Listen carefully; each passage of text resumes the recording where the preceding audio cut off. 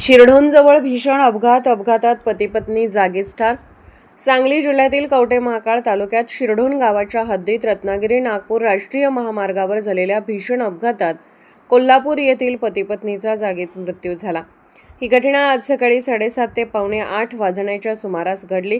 मृतांमध्ये कोल्हापूर जिल्हा सत्र न्यायालयातील वकील वंदना संतोष गायकवाड वय 38 आणि त्यांचे पती संतोष धोंडीराम गायकवाड वय 45 राहणार कसबा बावडा कोल्हापूर यांचा समावेश आहे.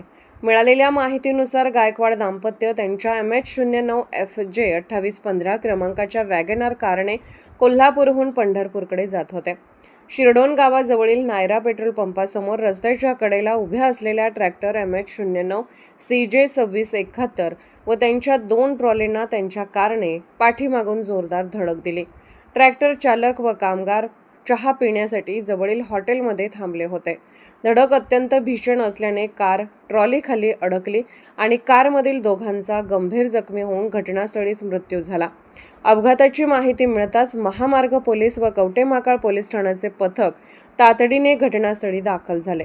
त्यांनी मदत कार्य करत अपघातग्रस्त वाहने रस्त्याच्या बाजूला हटवून वाहतूक सुरळीत केली. तसेच घटनास्थळाचा पंचनामा करण्यात आला असून मृतदेह शवविच्छेदनासाठी कवठे महांकाळ उपजिल्हा रुग्णालयात पाठवण्यात आला आहे.